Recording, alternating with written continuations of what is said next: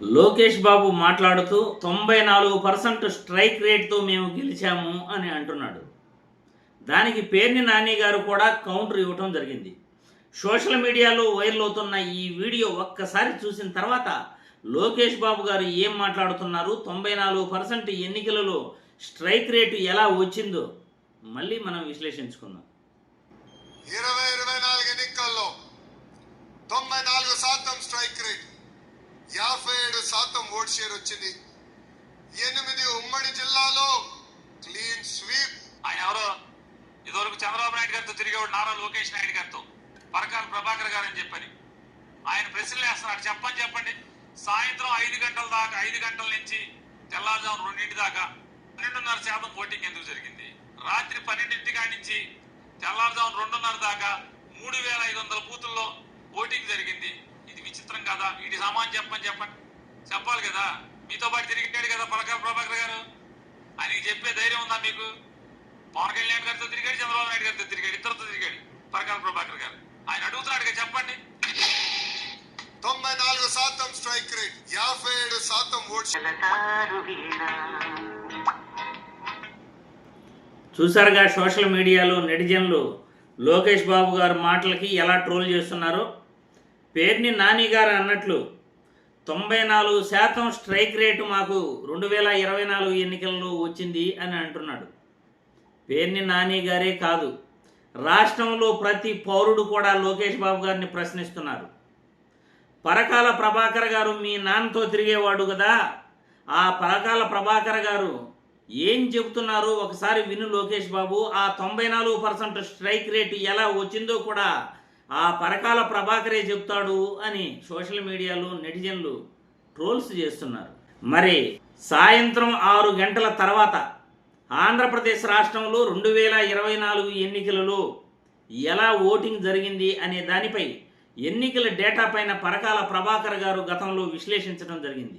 సాయంత్రం 6 గంటల నుండి 8 గంటల వరకు కేవలం 36,000 ఓట్లు మాత్రమే పడితే, సాయంత్రం 8 గంటల నుండి రాత్రి 11 గంటల వరకు 17 లక్షల ఓట్లు పైనే పడ్డాయి. 17,80,000 ఓట్లు పైనే పడ్డాయి.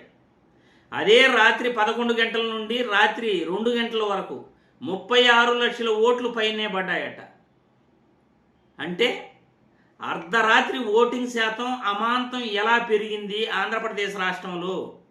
ఎక్కడైనా సాయంత్రం 5 గంటల తర్వాత క్యూ లైన్లో ఉన్నవాళ్ళు ఓట్లు వేస్తారు.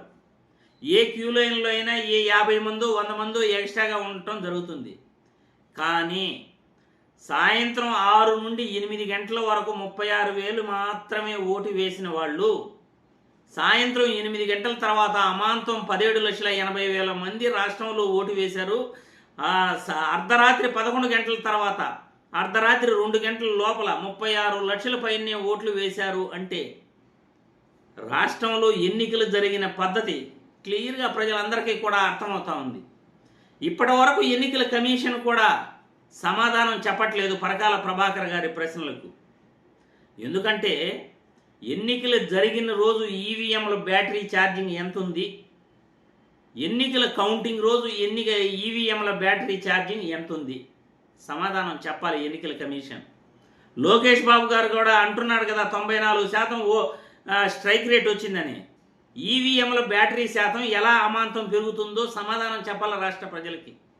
అంతేకాదు ఫామ్ నంబర్ 20 డేటాను 108 రోజుల తర్వాత ఆంధ్రప్రదేశ్ రాష్ట్ర ఎన్నికల కమిషన్ డేటా పెట్టింది ఆన్లైన్లో. మరి 2-3 రోజుల లోపలే ఈ ఆన్లైన్ డేటా ఎక్కించాల్సింది పోయి ఫామ్ 20 డేటాను 108 రోజుల తర్వాత ఎందుకు ఎక్కించాల్సి వచ్చింది? ప్రజలకు సమాధానం చెప్పాలి. ఎన్నికల రోజు ఓటింగ్ శాతానికి, ఎన్నికల కౌంటింగ్ రోజు ఓటింగ్ శాతానికి భారీ తేడా. దాదాపు కూడా ఎన్నికల రోజు ముగింపు రోజు 60% మాత్రమే ఓటింగ్ శాతం ఉంటే కౌంటింగ్ రోజు 82% ఎలా పెరిగింది? దేశంలో విశ్లేషకులు, సర్వే సంస్థలు ప్రశ్నిస్తున్నాయి. వీటన్నిటికీ కూడా ఎన్నికల కమిషన్ సమాధానం చెప్పాలి. చంద్రబాబు నాయుడు గారు, లోకేష్ బాబు సమాధానం చెప్పాలి. పవన్ కళ్యాణ్ సమాధానం చెప్పాలి. కేంద్రంలో అధికారంలో ఉన్న బీజేపీ సమాధానం చెప్పాలి రాష్ట్ర ప్రజలకి. ఎందుకంత ఓటింగ్ శాతం విపరీతంగా అర్ధరాత్రి ఎందుకు ఓటింగ్ శాతం పెరిగింది?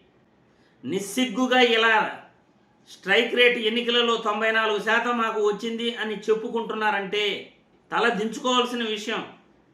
రాష్ట్ర ప్రజలు, దేశ ప్రజలందరూ కూడా అర్ధరాత్రి ఓటింగ్ ఎలా నమోదయ్యిందో ప్రజలందరికీ సమాధానం చెప్పాలి.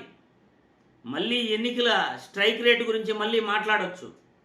ప్రజలు మీ అభిప్రాయాలను కామెంట్ల రూపంలో తెలియజేయాల్సిందిగా వీడియో ద్వారా కోరుతున్నాను.